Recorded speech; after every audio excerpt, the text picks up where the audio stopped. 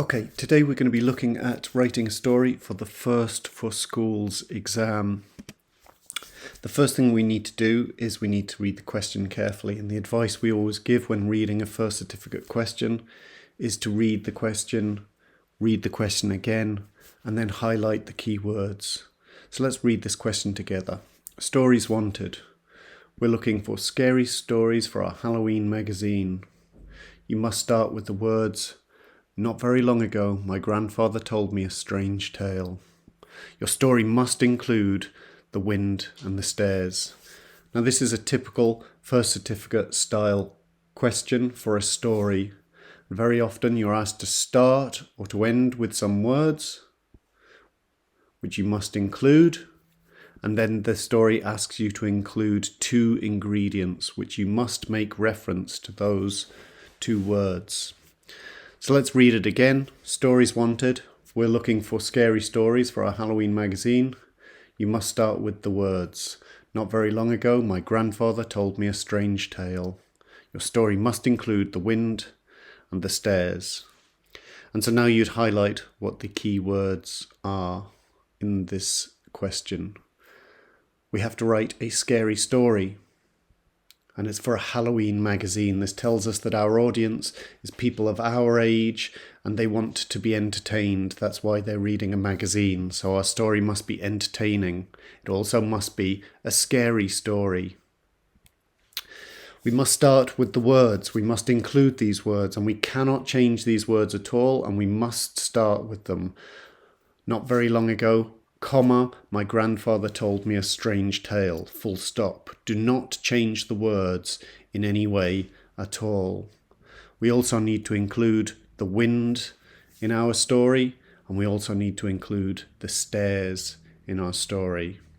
In this tutorial, we're going to try and show you how to answer this question well. But first of all, we're going to look at someone who's written this and answered not very strong answer. This is in fact a weak answer. So let's analyze this answer. First of all, we're going to read it. Not very long ago, my grandfather told me a strange tale. It was about when he was a boy. He was frightened. It was his birthday and he wanted a new PlayStation. He got dressed and put on some cool new fluorescent green Nike trainers with the reflective swoosh. And he went downstairs. His mum was there and she'd turned into a flesh-eating zombie. She told him to give her his money. He shoots her with a ray gun and gets into a helicopter. The problem was that his dad is flying the helicopter and he's a Russian spy from another planet. My grandfather decides to get into a spaceship and travel through time. Then he wakes up and it's a dream. This is not a very good answer. It's a very weak answer, and we're going to look at why it's a weak answer. The first thing that's wrong with this, the first thing that's not very strong about this, is that it doesn't contain the wind or the stairs. These are two things that you've been asked to include, and you haven't included them. So you're not answering the question well. The next point is there are no paragraphs to this piece of writing. This person hasn't structured their work, they haven't organised their work. It's just one long, strange story. No structure and no clear organisation of ideas. The next point is that there are lots of ideas here which are illogical. It starts by saying it was his birthday and he was frightened. That's just not very logical. Normally when it's your birthday, the adjective is excited. And so this person either doesn't know what the word frightened means or isn't really thinking particularly logically. It also talks about his mum turning into a flesh-eating zombie. There's no explanation why this happens, and so it's not particularly logical. Mum also tells him to give him his money. Again, this is not particularly logical. You need to have an explanation as to why Mum suddenly becomes a thief. It's just not very convincing. It's not very believable. It's not very logical.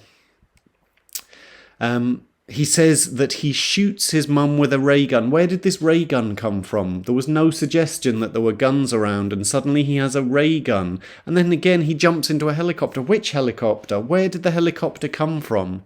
There's no indication that these things are going to come in the story, and suddenly they arrive. And this makes it very illogical. When he gets into the helicopter, his dad's flying it, and apparently that's a problem. Why is it a problem? If he's trying to escape and his dad, isn't that a good thing?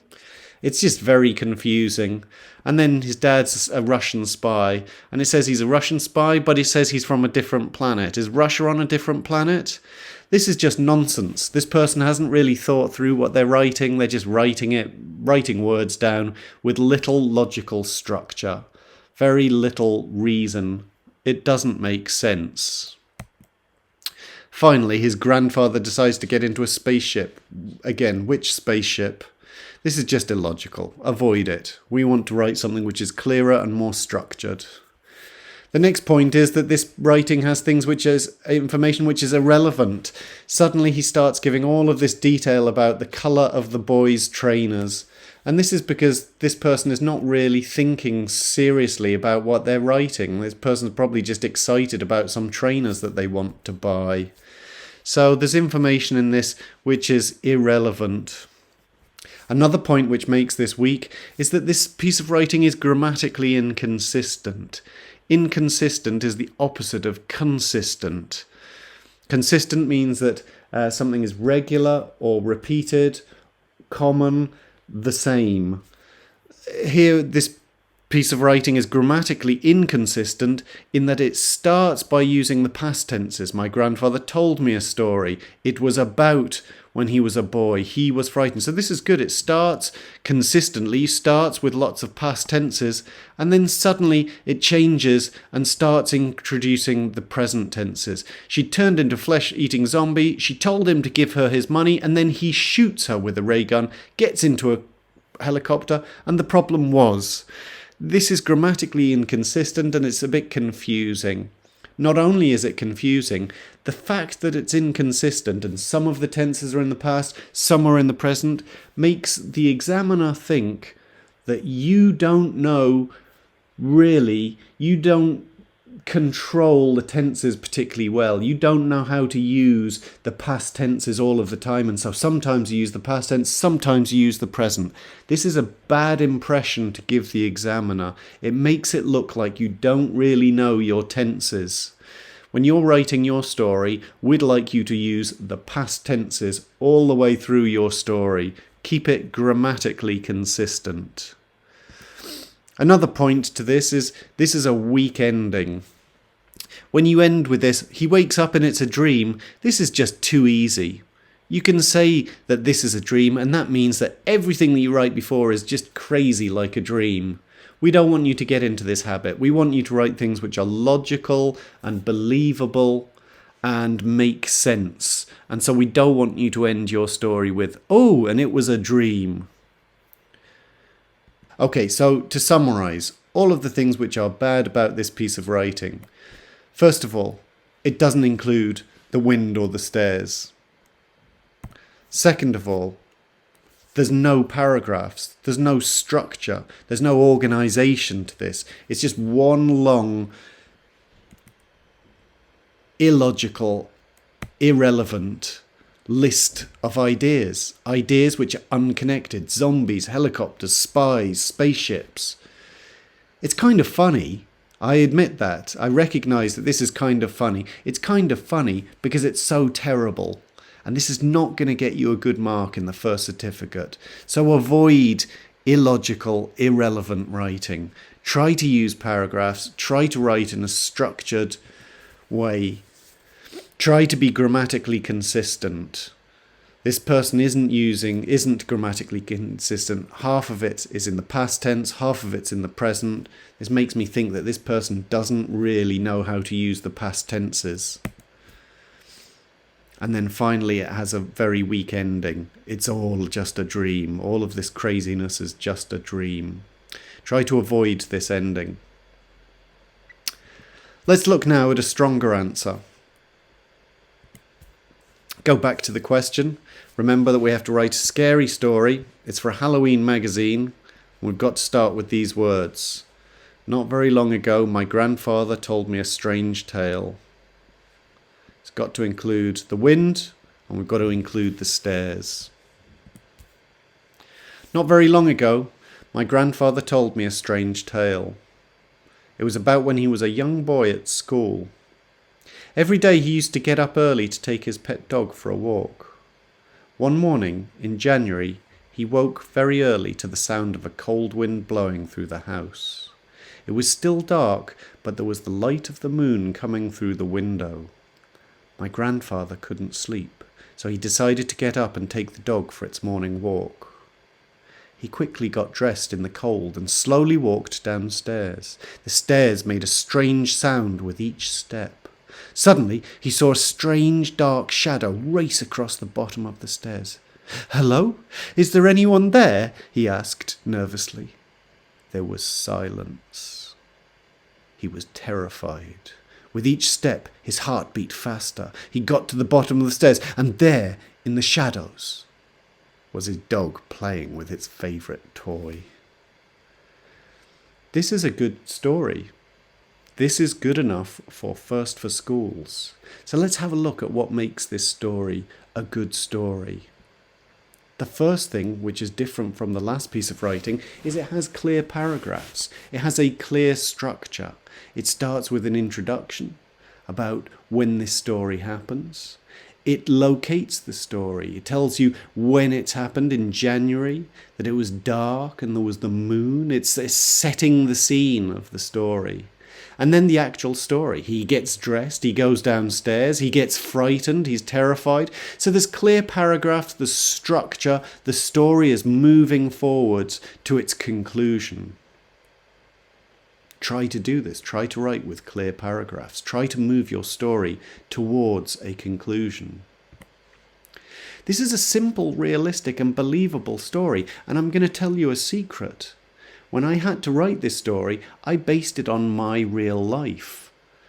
I did wake up one morning early, and I did decide to take my dog for a walk, although it was very dark outside, and it was a little bit scary because the moon was up in the sky, and I was on my own, and it was cold, and the wind was blowing, and there were strange noises, and so I used a situation which I remember feeling a little bit scared, and I tried to make it into a realistic, believable story. This is something that you can do. Try and use something which has happened to you. The story makes sense. People can get scared in the dark. The moon does look a bit scary. Sometimes people do get up early and do decide to go for walks. This is all logical and reasonable. If you remember, compared to the last story that had ray guns and spaceships and helicopters and spies, that didn't really make sense. This story does. It's believable. This is grammatically consistent. Before, we showed how the text was started in the past tense and moved to the present. Here, this is grammatically consistent.